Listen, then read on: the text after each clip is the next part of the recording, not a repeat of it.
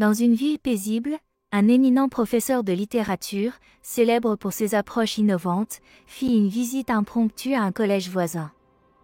Lorsqu'il entra dans la salle, il portait avec lui un grand récipient en verre, suscitant la curiosité des élèves.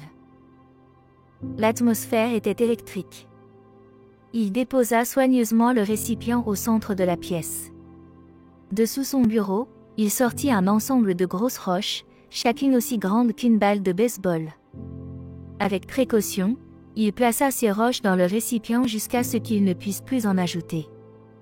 Se tournant vers ses jeunes auditeurs, il leur demanda, « Selon vous, le récipient est-il à son maximum ?»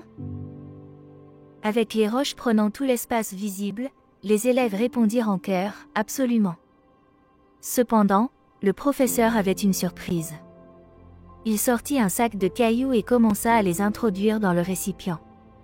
Ces cailloux, plus petits, trouvèrent leur chemin entre les roches. Une fois de plus, il interrogea, « Maintenant, le récipient est-il rempli à ras-bord » Les élèves, un peu moins sur cette fois-ci, dirent, « Probablement. » Le professeur dévoila ensuite un sac de poussière fine et en versa le contenu dans le récipient. Les fines particules se logèrent dans les moindres recoins. Il reposa sa question, « Et maintenant, le récipient est-il plein à craquer ?» Les élèves, anticipant un autre tour de passe-passe, répondirent, « Peut-être pas. » Finalement, le professeur produisit une carafe d'eau et remplit le récipient, hydratant la poussière. Il acquiesça, affirmant que maintenant le récipient était vraiment à sa capacité maximale. Je me permets d'interrompre notre histoire un instant pour vous rappeler que si vous souhaitez nous soutenir et continuer de visionner nos vidéos inspirantes, vous pouvez vous abonner à notre chaîne Graines de Sagesse et activer les notifications pour les prochaines vidéos. Votre soutien est précieux pour nous. Maintenant, je vous laisse à notre histoire.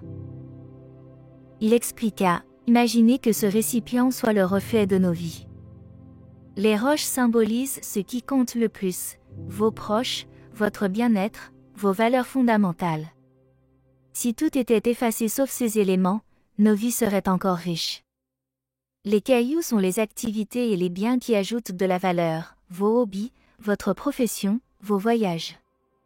La poussière représente les distractions quotidiennes, les petits plaisirs. » Il poursuivit, « Si on se laisse submerger par les distractions, on risque de ne pas avoir d'espace pour les éléments vitaux. Tout comme avec ce récipient, il est crucial de s'assurer de prioriser les roches, sinon elles ne trouveront pas leur place. Les roches sont le cœur battant de nos existences.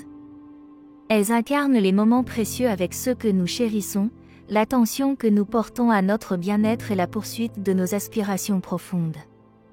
Si ces éléments ne sont pas privilégiés, nous risquons de perdre ce qui donne véritablement du sens à nos vies.